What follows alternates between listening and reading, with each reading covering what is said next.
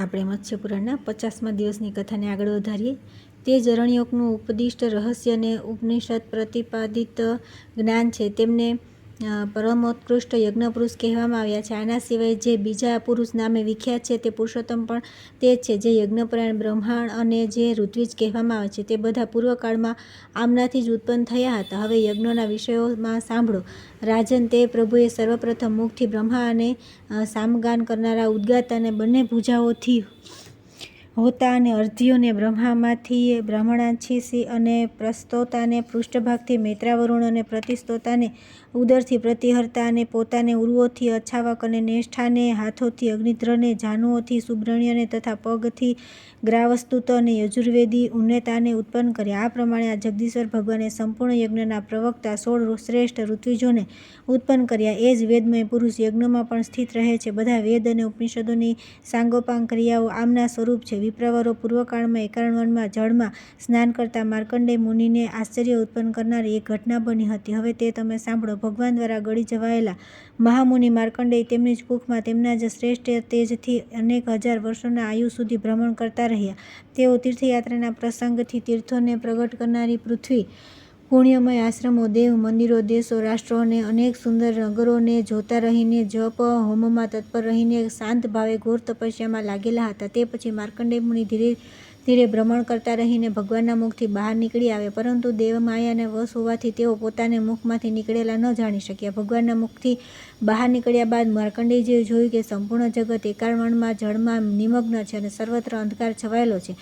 આ જોઈને તેમના મનમાં મહાન ભય ઉત્પન્ન થઈ ગયો અને તેમને પોતાના જીવનમાં પણ સંશય થવા લાગ્યો. એ જ સમયે હૃદયમાં ભગવાનના દર્શન થવાથી પ્રસન્નતા તો થઈ, સાથે સાથે મહાન આશ્ચર્ય પણ થયું. આ પ્રમાણે જળની મધ્યમાં સ્થિત માર્કંડેય મુનિ શક્તિ મનથી વિચાર કરવા લાગ્યા કે આ મારી આકસ્મિક ચિંતા છે કે પછી મારી બુદ્ધિ મોહગ્રસ્ત થઈ ગઈ છે અથવા હું સ્વપ્ન જોઈ રહ્યો છું. પરંતુ આ તો સ્પષ્ટ છે કે આ દરમિયાન કોઈ એક ભાવનો અનુભવ તો અવશ્ય કરી રહ્યો છું, કેમ કે આ રીતે ક્લેશરહિત જગત સત્ય હોઈ શકતું નથી. જ્યારે ચંદ્રમા, સૂર્ય અને વાયુ નષ્ટ થઈ ગયા તથા પર્વત અને પૃથ્વીનો વિનાશ થઈ ગયો, ત્યારે આ કયો લોક હોઈ શકે છે? તેઓ આ પ્રમાણે ચિંતાગ્રસ્ત થઈ ગયા. એટલામાં તેમને ત્યાં એક પર્વત જેવો વિશાળકાય પુરુષ શયન કરતો દેખાયો, જેના શરીરનો અડધો ભાગ સાગરમાં વાદળની જેમ જળમાં ડૂબેલો હતો. તે પોતાના તેજથી કિરણોવાળા સૂર્યની જેમ પ્રકાશિત થઈ રહ્યો હતો. પોતાના તેજથી પ્રકાશિત થઈને તે રાત્રિના અંધકારમાં જાગ્રત જેવો દેખાતો હતો. ત્યારે માર્કંડેય મુનિ આશ્ચર્યયુક્ત થઈને તે દેવને જોવા માટે તેની પાસે જઈને બોલ્યા કે આપ કોણ છો? તે જ સમયે તેણે પુનઃ તેમની પોતાની કુક્ષીમાં દબાવી દીધી. પછી ફરીથી કુક્ષીમાં પ્રવિષ્ટ થયેલા માર્કંડેયને પરમ આશ્ચર્ય થયું. તેઓ બાહ્ય જગતને પૂર્વવત સ્વપ્ન જ માની રહ્યા હતા. તે જ પ્રમાણે પુનઃ ભ્રમણ કરવા લાગ્યા. ત્યારે તેમણે પુણ્યમય તીર્થજળથી ભરેલી નદીઓ અને અનેક આશ્રમો તથા કુક્ષીની અંદર સ્થિત સેંકડો યાજક બ્રાહ્મણોને જોયા, જે કોઈ સ્થળે યજ્ઞો દ્વારા યજન કરી રહ્યા હતા અને ક્યાંક યજ્ઞ સમાપ્ત થયા પછી ઉત્તમ દક્ષિણાઓથી યુક્ત હતા. જેવું મેં તમને પહેલાં બતાવ્યું છે તે પ્રમાણે બ્રાહ્મણ વગેરે બધા વર્ણો તથા ચારે આશ્રમોના લોકો સારી રીતે સદાચારનું પાલન કરતા હતા. આ પ્રમાણે બુદ્ધિમાન માર્કંડેયજી 100 વર્ષોથી પણ વધારે સમય સુધી સમગ્ર પૃથ્વી પર ભ્રમણ કરતા રહેવા છતાં તેમને કુક્ષીનો અંત ન દેખાયો. તે પછી કોઈ સમયે તેઓ ફરી તે પુરુષના મુખથી બહાર નીકળી આવ્યા. તે સમયે તેમણે વટવૃક્ષની ડાળી પર એક બાળક જોયું. તે જ પ્રકારના એકાવરણમાં જળમાં, જો કે આકાશ ધુમ્મસથી આચ્છાદિત હતું તથા જગત સમસ્ત પ્રાણીઓથી શૂન્ય થઈ ગયું હતું, તો પણ નિશ્ચિત ભાવે રમી રહ્યું હતું. આ જોઈને માર્કંડેય મુનિ આશ્ચર્યચકિત થઈ ગયા. તેમના મનમાં તેને જાણવાનું કુતૂહલ ઉત્પન્ન થઈ ગયું, પરંતુ તેઓ સૂર્ય જેવા તેજસ્વી તે બાળકની સામે જોવામાં અસમર્થ થઈ ગયા. ત્યારે જળની નિકટ એકાંતમાં સ્થાનમાં સ્થિત થઈને વિચાર કરતા રહીને માર્કંડેયજી દેવમાયાના પ્રભાવથી સંશક્તિ થઈને તેને પહેલાં જોયેલું માનવા લાગ્યા. પરમ વિસ્મિત થયેલા માર્કંડેય તે અથાગ જળમાં તરીને કષ્ટનો અનુભવ કરવા લાગ્યા તથા ભયના કારણે તેમના નેત્ર વ્યાકુળ થઈ ગયા. તે બળયોગી ભગવાન પુરુષોત્તમ મેઘ જેવા ગંભીર સ્વરમાં માર્કંડેયને સ્વાગતપૂર્વક બોલ્યા, વત્સ, ડરો નહીં. તમારે ડરવું ન જોઈએ. અહીં મારી પાસે આવો. તે પછી શ્રમિત માર્કંડેય મુનિએ તે બાળકને કહ્યું. માર્કંડેયજીએ કહ્યું કે આ કોણ છે જે મારી તપસ્યાનો તિરસ્કાર કરીને મને નામથી બોલાવી રહ્યો છે? આ 1000 દિવ્ય વર્ષોના મારા આયુષ્યનું પણ અપમાન કરી રહ્યો છે. દેવતાઓમાં પણ મારા પ્રત્યે કોઈ એવો વ્યવહાર કરવો ઉચિત નથી, કેમ કે દેવેશ્વર બ્રહ્મા પણ મને દીર્ઘાયુ કહીને બોલાવે છે. જીવનથી હાથ ધોનાર એવો કોણ છે જે ઘોર અજ્ઞાનરૂપી અંધકારનો આશ્રય લઈને આજે મને માર્કંડેય કહીને મૃત્યુનું મુખ જોવા ઈચ્છે છે? સૂતજી કહે છે કે ઋષિઓ, મહામુનિ માર્કંડેય ક્રોધવશ તે બાળકને આમ કહીને ચૂપ થઈ ગયા. ત્યારે ભગવાન મધુસૂદન ફરી તે જ પ્રમાણે બોલ્યા. ભગવાને કહ્યું કે વત્સ, હું પુરાણ પ્રસિદ્ધ ઋષિકેશ જ તમને જન્મ આપનારો તમારો પિતા અને ગુરુ છું. મેં તમને દીર્ઘાયુષ્ય આપ્યું છે. તમે મારી નિકટ કેમ આવતા નથી? તમારા પિતા અંગિરા મુનિએ પહેલા પુત્ર પ્રાપ્તિની કામનાથી કઠોર તપનો આશ્રય લઈને મારી આરાધના કરી હતી અને તે ઘોર તપસ્યા સ્વરૂપે તમારા જેવા અમિત તેજસ્વી પુત્રનું વરદાન માંગ્યું હતું. ત્યારે મેં આત્મજ્ઞાની અને અમિત પરાક્રમી મહર્ષિને વરદાન આપ્યું હતું. એ સિવાય તમારા સિવાય પંચ મહાભૂતાત્મક શરીરધારીનો પુત્ર બીજો કોણ છે જે કર્મમાં જળના યોગ માર્ગનો આશ્રય લઈને ક્રીડા કરતો રહીને મને જોવાનું સાહસ કરી શકે? આ સાંભળીને મહાતેજસ્વી મહાતપસ્વી માર્કંડેય મુખ પ્રસન્નતાથી ખીલી ઉઠ્યું અને તેમના નેત્ર વિસ્મયથી વિકસિત થઈ ગયા. ત્યારે તે લોકપૂજિત દીર્ઘાયુ મુનિ મસ્તક પર હાથ જોડીને નામ અને ગોત્રનું ઉચ્ચારણ કરીને ભક્તિપૂર્વક ભગવાનને નમસ્કાર કરીને બોલ્યા. માર્કંડેયજી બોલ્યા કે અનઘ, હું આપની આ માયાને તત્વપૂર્વક જાણું છું. જે બાળક આપ રૂપ ધારણ કરીને આ એકાવનમાં જળની મધ્યમાં સ્થિત રહીને શયન કરો છો, ઐશ્વર્યશાળી પ્રભુ, આપ લોકમાં ક્યાં નામે વિખ્યાત થાવ છો? હું આપને એક મહાન આત્મબળ સંપન્ન પુરુષ માનું છું. અન્યથા બીજો કોણ આ રીતે સ્થિત રહી શકે? શ્રી ભગવાન બોલ્યા કે બ્રહ્મણ, હું સર્વ પ્રાણીઓને ઉત્પન્ન કરનાર તથા સર્વનો વિનાશક છું. જે સહસ્ત્ર શીર્ષ વગેરે નામોથી વિખ્યાત છે તે જ હું છું. હું જ આદિત્ય વર્ણ પુરુષ અને યજ્ઞમાં બ્રહ્મ યજ્ઞ છું. હું જ હવ્યનું વહન કરનાર અગ્નિ અને જળજંતુઓનો વિનાશી સ્વામી છું. ઇન્દ્રપદ પર સ્થિત રહેનારા ઇન્દ્ર અને વર્ષોમાં પરિવત્સર હું છું. હું જ યોગી યુગ નામે પ્રસિદ્ધ અને યુગોનો અંત કરનારો છું. સમસ્ત પ્રાણી અને સંપૂર્ણ દેવતા મારા સ્વરૂપ છે. હું સર્પોમાં શેષનાગ અને સંપૂર્ણ પક્ષીઓમાં ગરુડ છું. બધા પ્રાણીઓનો અંત કરનાર તથા લોકોનો કાળ છું. ચારે આશ્રમોમાં નિવાસ કરનાર મનુષ્યનો ધર્મ અને તપ હું જ છું. દિવ્ય નદી ગંગા અને દૂધરૂપી જળથી ભરેલ મહાસાગર હું છું. જે પરમ સત્ય છે તે જ હું છું. હું જ એકમાત્ર પ્રજાપતિ છું. હું જ સંખ્યા છું. હું જ યોગ અને હું જ પરમપદ છું. હું જ યજ્ઞની ક્રિયા અને હું જ વિદ્યાનો અધિપતિ છું. હું જ અગ્નિ, હું જ વાયુ, હું જ પૃથ્વી, હું જ આકાશ, હું જળ, સમુદ્ર, નક્ષત્ર અને 10 દિશાઓ હું છું. હું જ વર્ષ, ચંદ્રમા, હું વાદળ તથા સૂર્ય હું છું. ક્ષીરસાગરમાં શયન કરવાવાળો હું છું. હું સમુદ્રમાં વડવાન અગ્નિ હું છું. હું સવર્તક અગ્નિ બનીને જળરૂપી હવેનું પાન કરું છું. જેમ હું પુરાણ પુરુષ છું તે જ પ્રમાણે હું સર્વનો આશ્રયદાતા પણ છું. વિપ્રવર, તમને જે કંઈ જોઈ રહ્યા છો, જે સાંભળી રહ્યા છો અને જગતમાં જેનો અનુભવ કરી રહ્યા છો તે બધામાં મારું સ્મરણ કરો. માર્કંડેય, પૂર્વકાળમાં મેં જ જગતનું સર્જન કર્યું હતું. આજે પણ સૃષ્ટિકર્તા મને જ સમજો. માર્કંડેય, દરેક યુગમાં હું જગતનું સર્જન કરું છું. તેથી તમે આ બધાનું રહસ્ય આ પ્રમાણે જાણો. જો તમે મારા ધર્મને સાંભળવા ઈચ્છતા હો તો મારી કુખમાં પ્રવેશ કરીને સુખપૂર્વક વિચરણ કરો. દેવતાઓ અને ઋષિઓની સાથે બ્રહ્મા મારા શરીરમાં જ વિદ્યમાન છે. મને જ વ્યક્ત અને અવ્યક્ત, યોગી અને અસુરોનો શત્રુ સમજો. હું જ એક અક્ષર તથા 3 અક્ષરવાળો તારક મંત્ર છું. ત્રિવર્ગથી તથા ત્રિવર્ગના અભિપ્રાયને નિર્દષ્ટ કરનાર ઓમકાર હું જ છું. આદિ પુરાણે મહાબુદ્ધિમાન ભગવાન આ પ્રમાણે કહી રહ્યા હતા. ત્યાં તો તેમણે તુરત મહામુનિ માર્કંડેયને પોતાના મુખમાં લઈ લીધા. ત્યાર પછી મુનિશ્રેષ્ઠ માર્કંડેય ભગવાનની કુક્ષીમાં પ્રવિષ્ટ થઈ ગયા અને એકાંત સ્થાનમાં અવિનાશી હંસ ધર્મને સાંભળવાની ઈચ્છાથી સુખપૂર્વક વિચરણ કરવા લાગ્યા.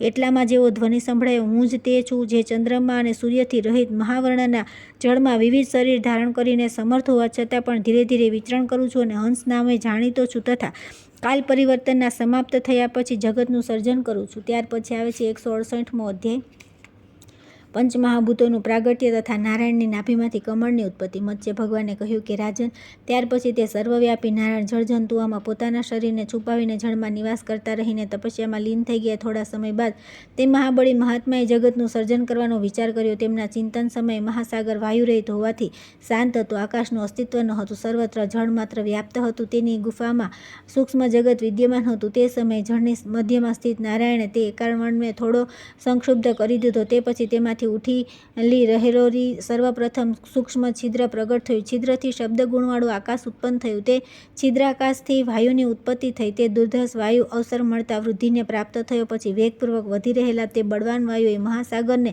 ક્ષુબ્ધ કરી દીધો. તે ક્ષુબ્ધ થયેલા મહાસાગર જળનું મંથન કરતા મહાન પ્રભાવશાળી કૃષ્ણવર્મા વૈશ્વાનર પ્રગટ થયા. પછી તે અગ્નિએ મોટાભાગના જળને શોષી લીધું.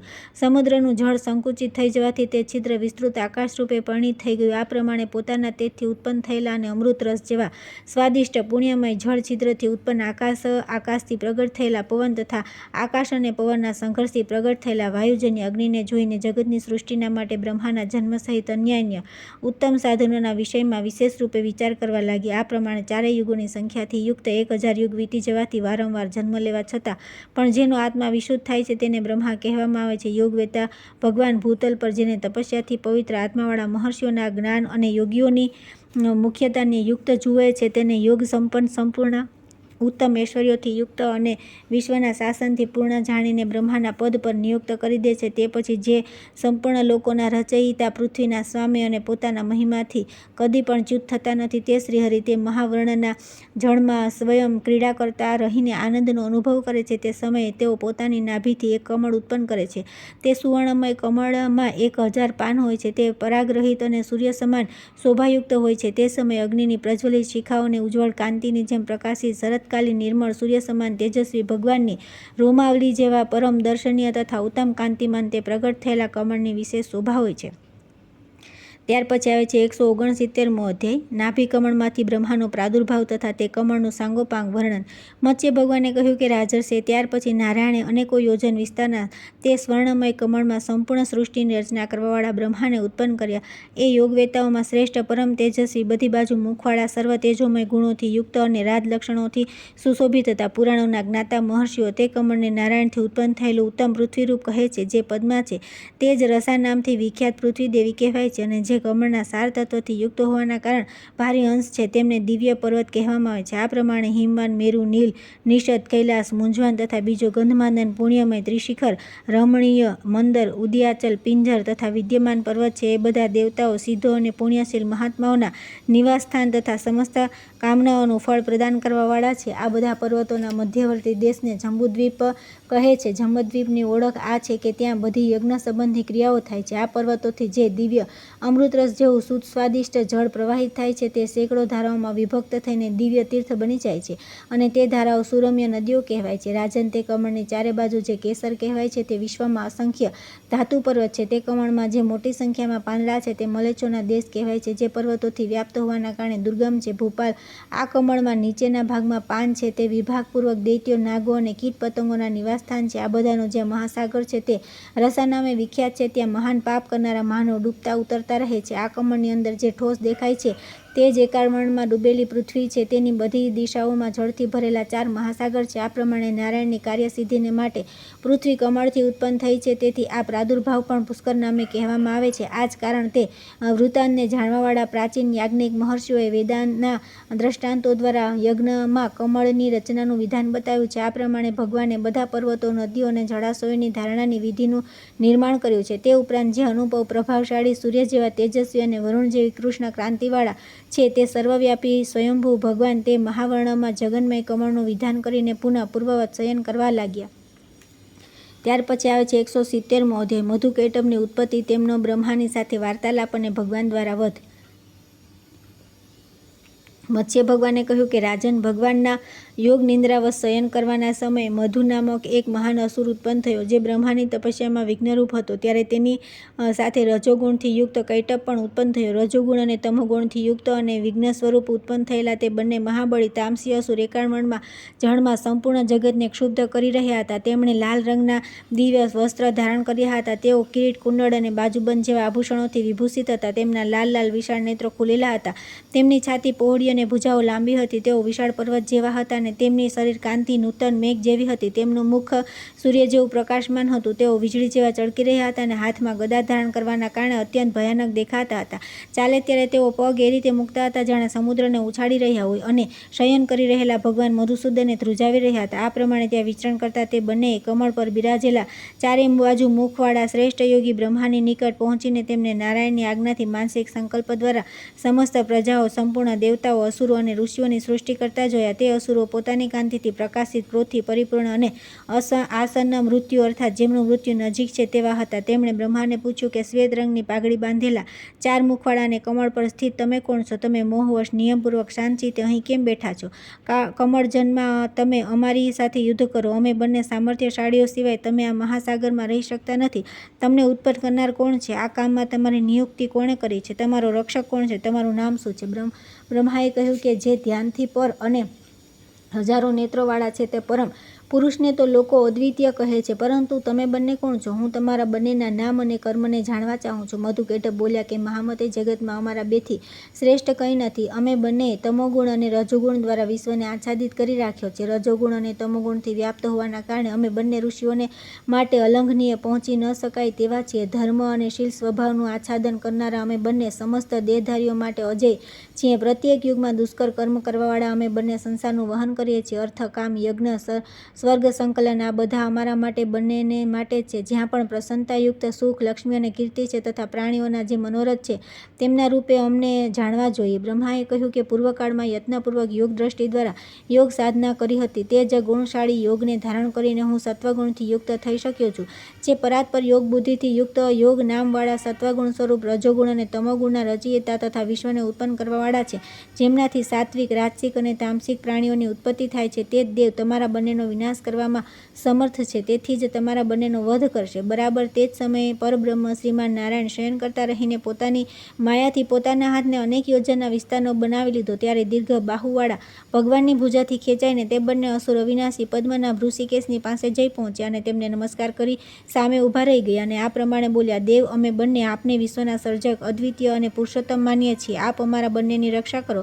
અમારા લોકની આવી બુદ્ધિનું કારણ કઈ પ્રયોજનની સિદ્ધિ માટે છે. આપના દર્શન અમોઘ હોય છે, તેથી અમે આપને અવિનાશી માનીએ છીએ. દેવ, આ જ કારણે અમે બંને આપના દર્શન કરવા અહીં આવ્યા છીએ. શત્રુસૂદન, અમે બંને આપની પાસેથી અદ્ભુત વરદાન પ્રાપ્ત કરવા ઈચ્છીએ છીએ. યુદ્ધ વિજયી દેવ, આપ અમોઘ દર્શન છો, અર્થાત આપના દર્શન નિષ્ફળ હોતા નથી. આપને નમસ્કાર છે. શ્રી ભગવાને કહ્યું કે શ્રેષ્ઠ અસુરો, તમારી શું અભિલાષા છે? તુરત વર માંગો. તમે પોતાનું આયુષ્ય તો આપી દીધું, હવે તમે લોકો પુનઃ એકાંતમાં કઈ રીતે જીવિત રહેવા ચાહો છો? મધુકૈટભ બોલ્યા કે સામર્થ્યશાળી દેવ, જે સ્થાન પર કોઈ પણ ન મર્યો હોય ત્યાં અમે અમારું મૃત્યુ થાય એવું માગીએ છીએ. સાથે સાથે મહાવ્રત અમારું મૃત્યુ આપના હાથે થવું જોઈએ. ભગવાને કહ્યું કે સારું, ભવિષ્યમાં તમે બંને અસુરોમાં શ્રેષ્ઠ થઈને ઉત્પન્ન થશો, એમાં સંદેહ નથી. આ હું તમને સત્ય કહી રહ્યો છું. આ પ્રમાણે વિશ્વમાં શ્રેષ્ઠ સનાતન સુરવર ભગવાને તે બંને મહાન અસુરોને વર પ્રદાન કર્યા. પછી રજોગુણ અને તમોગુણના ઉત્પત્તિ સ્થાન સ્વરૂપ તે બંને અસુરોને પોતાની સાથળ પર સુડાવીને તેમને મારી નાખ્યા. ત્યાર પછી આવે છે 171મો અધ્યાય. બ્રહ્માના માનસપુત્રની ઉત્પત્તિ. દક્ષની 12 કન્યાનું વૃત્તાંત. બ્રહ્મા દ્વારા સૃષ્ટિનો વિકાસ તથા વિવિધ દેવયોનિઓની ઉત્પત્તિ. મત્સ્ય ભગવાને કહ્યું કે રાજન, બ્રહ્મવેતાઓમાં શ્રેષ્ઠ મહાન તેજસ્વી બ્રહ્મા તે કમળ પર સ્થિત થઈને હાથોને ઉપર રાખીને ઘોર તપસ્યામાં લીન થઈ ગયા. તે સમયે સંપૂર્ણ ધર્મોના નિવાસસ્થાન બ્રહ્મા પોતાના તેજ અને શોભાથી પ્રજ્વલિત થયા હોય તેમ અંધકારનો વિનાશ કરી રહ્યા હતા અને પોતાના કિરણોથી પ્રકાશિત સૂર્યની જેમ પ્રકાશિત થઈ રહ્યા હતા.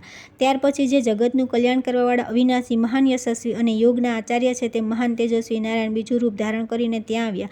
તેમની સાથે બ્રાહ્મણોમાં શ્રેષ્ઠ સાંખ્યાચાર્ય બુદ્ધિમાન કપિલજી પણ ત્યાં આવ્યા. તે બંને મહાત્મા, સર્વશ્રેષ્ઠ વિશેષજ્ઞ મહર્ષિઓ દ્વારા પૂજિત અને પોતપોતાના માર્ગ પર તત્પર રહેવાવાળા હતા. તેઓ ત્યાં આવીને અમિત તેજસ્વી બ્રહ્માની પ્રશંસા કરતા બોલ્યા: સર્વશ્રેષ્ઠ જગતના સર્જક, ત્રિલોક દ્વારા પૂજિત, સર્વ પ્રાણીઓના નાયક બ્રહ્મા પોતાના સુદૃઢ આસન પર વિરાજમાન છે. તે બંનેની એ વાત સાંભળીને પૂર્વકથિત યોગના જ્ઞાતા બ્રહ્માએ આ 3 લોકની રચના કરી. બ્રહ્માના વિષયમાં આ શ્રુતિ પ્રસિદ્ધ છે. તે સમયે ઋષિ શ્રેષ્ઠ બ્રહ્માએ જગતના કલ્યાણ માટે એક પુત્ર ઉત્પન્ન કર્યો. બ્રહ્માનો તે માનસ પુત્ર ઉત્પન્ન થતાં તેમની સામે ચૂપચાપ ઊભો રહી ગયો અને પછી તેણે અજન્મ અવિનાશી બ્રહ્માને આ પ્રમાણે કહ્યું: આપ ઐશ્વર્યશાળી ઋષિ જણાવો છો કે હું આપની શું સહાયતા કરું? બ્રહ્માએ કહ્યું કે મહામતે, આજે મહેર્ષિ કપિલ અને નારાયણ સ્વરૂપ બ્રહ્મ સામે ઉપસ્થિત છે. આ બંને તમારી સમક્ષ જે તત્વનું વર્ણન કરે તમે તેવું જ કરો. બ્રહ્માના તે અભિપ્રાયને જાણીને તે ફરી તેમની સમક્ષ જોઈને હાથ જોડી બોલ્યો કે હું આપ લોકોનો આદેશ સાંભળવા ચાહું છું. કહે કે શું કરું?